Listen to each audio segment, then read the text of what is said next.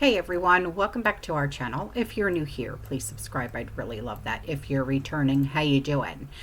What we're going to be talking about right now is a fraud, a scheme that has been uncovered. And I want to talk about this right now because this affects a lot of people, okay, in this community and especially in this country. Okay, you see this? 6 people, including a USDA employee, have been busted in a $66 million food stamp fraud scheme. A woman by the name of Arlasa Davis, a USDA employee responsible for identifying SNAP fraud, allegedly sold hundreds of EBT numbers, enabling over $36 million in fraudulent SNAP redemptions at unauthorized stores. Michael Kehoe reportedly orchestrated a network that supplied the approximately 160 unauthorized EBT terminals to stores across the New York area to illegally process more than $30 million in EBT transactions. This is one of the largest food stamp frauds in U.S. history. Okay, so let's dig in. This case exposes serious vulnerabilities in the SNAP system, which is meant to help low-income families afford food. All right. The involvement of a USDA employee like Davis, who was supposed to prevent the fraud, suggests potential systemic issues, whether it's inadequate oversight, poor vetting of employees, or insufficient safeguards against insider corruption. Kehoe's network of unauthorized terminal points to a broader problem of retailers exploiting the EBT system, a recurring issue in SNAP fraud. All right. For context, historical cases like the $13 million scheme in Florida's Opelika Hialeah flea market in 2016 show how retailers have long exploited SNAP by trading benefits for cash, often at a fraction of their value, leaving recipients with less while pocketing the profits. The scale of this fraud, the $66 million, is staggering, but it's not unprecedented. SNAP, which serves over 40 million people and costs about $112.8 billion annually, as of recent government figures, has always been a target for fraud. In 2016, the USDA reported over $1 billion in annual SNAP fraud. And a 2024 report noted $61.5 million in stolen benefits replaced across 127,290 cases in 2 years. The introduction of EBT cards in the late 80s reduced fraud, some fraud, by replacing the paper stamps. Remember, they kind of look like dollar bills and stuff like that. Do you remember that in the 80s?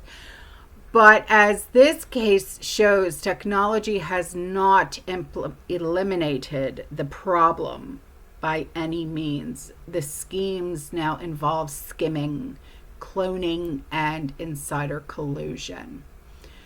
So, critically, the narrative around this case might be oversimplified. While the fraud is real and it's egregious, the claim of it being one of the largest in U.S. history needs scrutiny. Okay, past cases like the $20 million fraud in Florida in 2017, or the $18 million WIC and SNAP fraud in Georgia in 2015. It involved large sums and networks of conspirators as well.